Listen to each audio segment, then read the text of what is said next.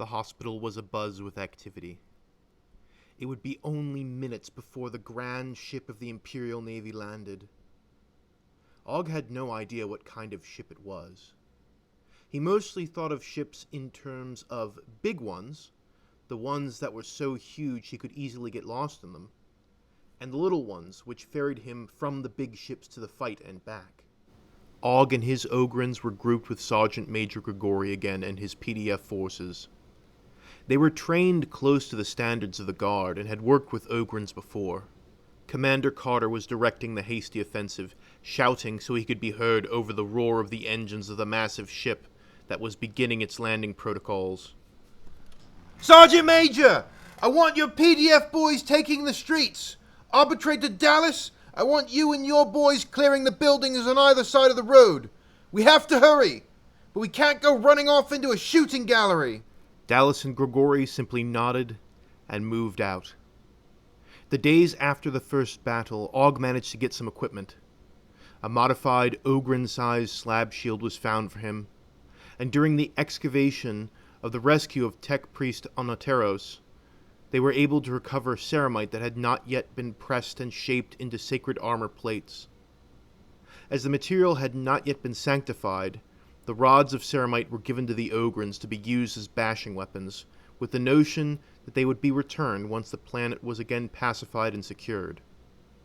With this armament, and a heavy stubber that was modified for Ogryn use, Og marched out to save the servants of the Emperor. The street was a moonscape of craters, smoke, sandbags, barbed wire, and improvised barricades. It was for the Ogryns to lead the way. Og gave the order and locked shields with his friends and began to advance. The area nearest to the makeshift fortifications around the hospital was mostly clear. It seemed that most of the cultists withdrew to prepare for the arrival of the ship. Only a few bursts of stubble fire came from the windows on either side of the road. A few rounds ricocheted off of the slab shields, and a few others hit their mark, wounding a few soldiers behind the line of shields. It took a little while, but the advancing line realized it had to allow the Arbites to advance through the buildings before they could freely engage the cultist forces on the road. Now the bullets were starting to fly from the tops of the barricades again, bouncing off the Ogryn shields. The PDFs spread out and took firing positions when they could find good cover. If they couldn't get any good cover, then the Ogryns became their mobile protection. Grenades flew overhead into the fortified nests of the cultists. This initial fighting was light, and there were relatively few casualties on either side. A few cultists were killed, a few PDF members were injured, but the cultists were engaged in a fighting retreat back to the stronger positions. As they met with more units, the fighting slowly intensified. More grenades, heavier guns, slower progress, as the cultists grew in number. As the firefight intensified, the Ogryns took a position inside of a crater. Grigori directed them to have small gaps in their shields to provide firing positions for the men behind them. Og could feel the heat from the lasgun blasts as they fired near him, and the shell casings hitting against his legs from the stubbers. Overhead, the ship was rotating for its final landing approach. Grigori urged his men forward. Come on, men, push! The more of these bastards that we can get fighting us, the fewer they have to board the ship. Advance! Og nodded and took one step towards the lip of the crater, when enemy fire suddenly intensified. Somewhere from within one of the high rises in the Hablock, a heavy bolter opened up down the line of Ogryns, and the rounds ripped into their shields. The impact forced the large humanoids back down beneath the lip of the crater. The other cultists, emboldened by being able to stop the advance, popped out from cover and began laying down fire. We have to advance! We march forward to that ship, or it will be lost! Ogryns, forward! Og pushed forward again as the men went over the lip of the crater.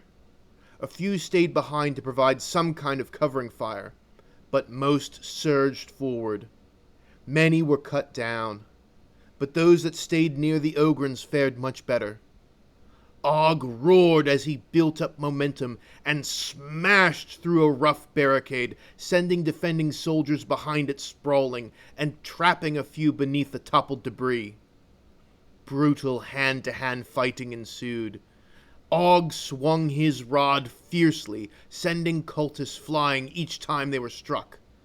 Blood and viscera were everywhere, and the smell of lasgun burnt flesh was in the air. The cultists were quickly forced to abandon this strong point and flee while under enemy fire. The PDF suffered significant casualties, but the cultists suffered more in the rout. As they consolidated in this central barricade, Og could see the ship finally touching down. It was difficult to imagine how large this thing was, and how in the world something like that could ever get into space. As soon as it landed, a massive disembarking ramp dropped from the belly of the ship. Even though it was very far away, Og could hear all hell break loose.